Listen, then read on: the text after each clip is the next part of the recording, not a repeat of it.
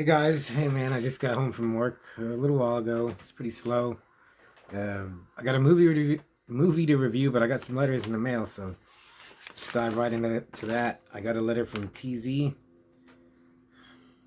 Hey Artie, I got another solo CD from Food the other day.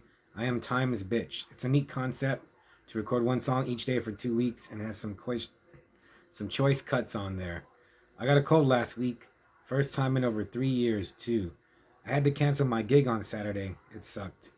I heard a few people came to see me too. Oh well, guess my triumphant return to the stage wasn't meant to be. I guess I learned used to love her, but I had to kill her by Guns N' Roses for nothing. I have a bunch more crap to send in April. Cracked Astronaut, My Sudsy Valentine, and maybe the full 9 songs for Cucumber Caress. I'm running out of tapes to use, but maybe the tape fairy will mail me some more. Okay, gotta make some tea for my flesh-eating virus so I don't turn cannibal like the naked black guy in Devil Hunter. I sent you Devil Hunter, didn't I? It's weird, man, because I accidentally ordered another copy of Devil Hunter because I thought it was another movie. So I sent that to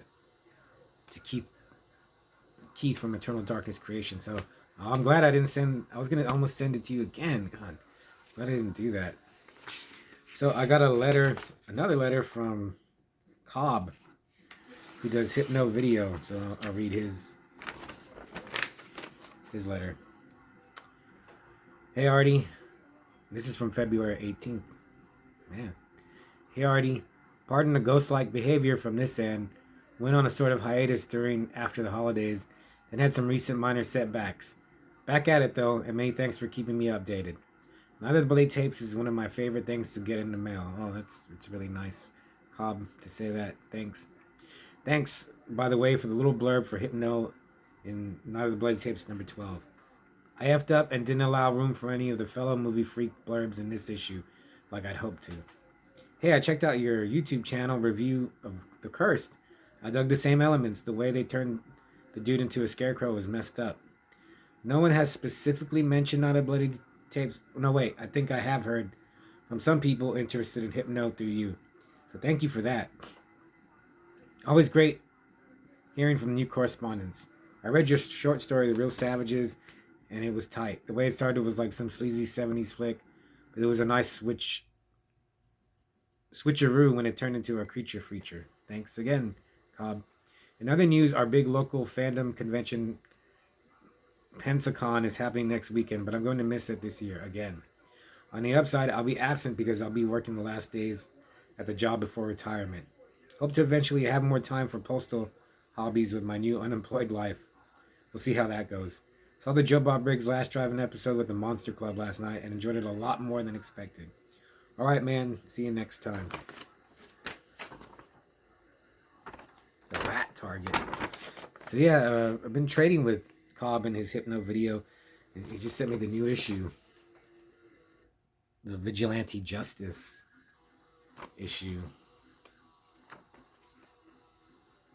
So I just got it right now. I need to cut my nails. Jesus Christ. So I'm gonna review Orphan First Kill. So yeah, I got it from the library, and it's one of those 7-day checkouts, no renewals, no holds. And I was like, why not? The first one was okay. I mean, it's there. Any new horror movie I'm gonna watch, and I watched the first hour last night. Finished it right now, and I read some reviews, and it said at the first hour mark, there's a twist, and I was like, okay, there's a twist, and then it got to the twist, and I was like, holy shit, wasn't expecting that. So I would totally recommend Orphan First Kill if you've seen the first one. And this is a prequel. It is weird though, because Isabel Furman is 9, 10, 11, 12, like 13 years older than when she did Orphan. She was 10 when she did Orphan. Yeah, now it's 13 years later, and she did a prequel. And at first, it's weird the way they had to film her. There's a lot of shots just from her neck up, blurry. You can tell when they're using a little kid. You don't see their face.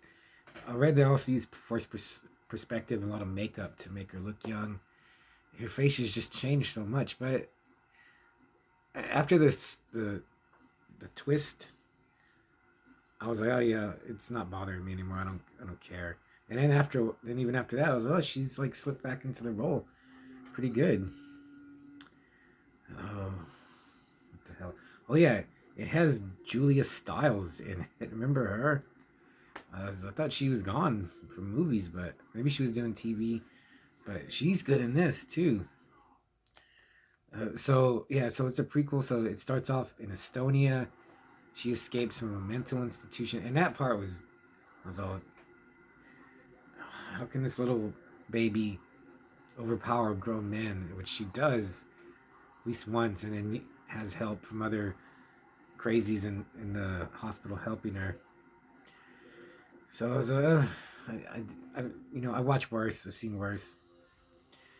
But then she comes to America. This is all to I read to explain how she showed up in the first one at the orphanage, which I don't remember.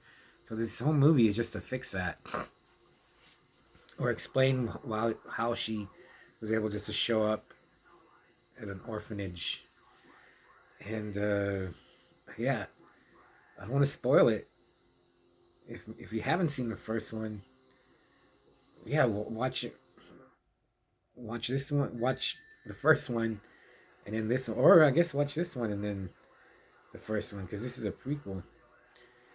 I mean, don't buy it, of course. Go to the library and get it, or wherever you can stream it. Because I was into it. It's not. There's some kills, but there's no gore. There's no really spectacular kills. But yeah, once the twist happened, I was like, oh, I'm glad I saw this. And I can't wait to talk about it.